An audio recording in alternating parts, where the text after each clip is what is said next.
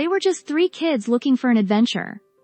Colby and Miguel had hunted the legend for years, the myth of a lost spring hidden deep in the Florida Everglades, said to be the fountain of youth.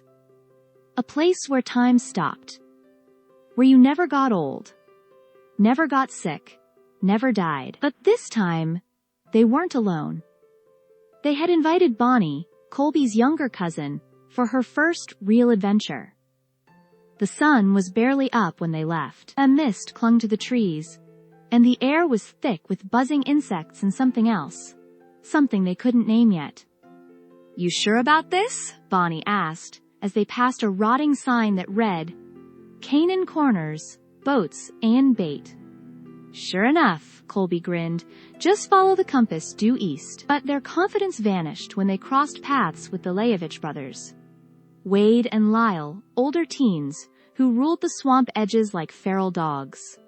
"Well, well," Wade sneered. "Out to chase fairy tales again?"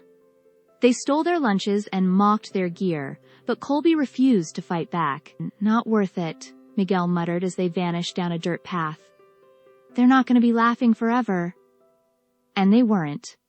By midday, the kids were knee-deep in swamp water. Cypress trees towered around them like watching giants. Vines hung low, and the air smelled thick sweet, almost unnaturally so. Then Colby saw it, a green helmet, half buried in mud. Miguel uncovered a rusted chainmail vest beside it. "Spanish," Bonnie whispered, "like 16th century." They were on the right trail. Not long after, they found the stream. The water shimmered pink in the sunlight, and it was flowing uphill. No one spoke. They followed the current to a clearing where mist clung to the air like smoke. There, floating above the ground, was a column of pink water cascading into a glowing pool, a liquid rainbow rising, then folding back on itself. It was beautiful. And wrong. Miguel dropped to his knees. "I want to try it," he whispered. "No," Bonnie snapped. "Not until we test it. This isn't normal." Colby filled a canteen. They backed away, slowly, until a groan stopped them. From behind a fallen tree, something moved. A figure stood, dripping, armored, skeletal. His eyes were sunken, his skin stretched thin over yellowed bone. "Help me," he rasped. "I drank 4 centuries ago." More rose behind him. Men in ancient armor, speaking broken Spanish, hands outstretched. "We cannot die! We cannot sleep!" Bonnie screamed. They ran, crashing through roots, ducking under hanging moss. But the dead followed slowly, without hurry. Because the Everglades had already caught their scent. Hours later, the kids found a clearing.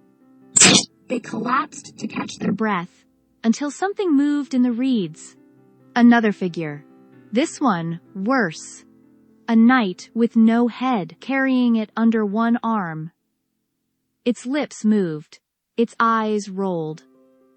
And it spoke in a hollow, echoing voice.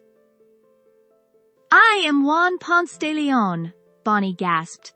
"You found it." "I did," he said, "and I drank. But now I cannot rest." Colby's hand trembled around the canteen. The headless knight raised a finger. "Leave it! Or take it, and never die." Without a word, they dropped the canteen and ran. When they reached the road near Canteen Corners, the Leovich brothers were still lounging near the bait shop, half asleep in the sun. "Look who crawled back," Wade mocked. "Where's your magic fountain now?" Then Lyle spotted the canteen. "What's this? Your little baby bottle?" Miguel said nothing. Lyle sniffed it. "Smells like candy." He drank. So did Wade. The kids watched. Said nothing. Just as they started to walk away, Bonnie turned and whispered, "You'll never grow old." The brothers laughed. They never stopped laughing. Not even when their bodies started to decay. Not even when their skin cracked but didn't heal. not even when the hunger began and death never came.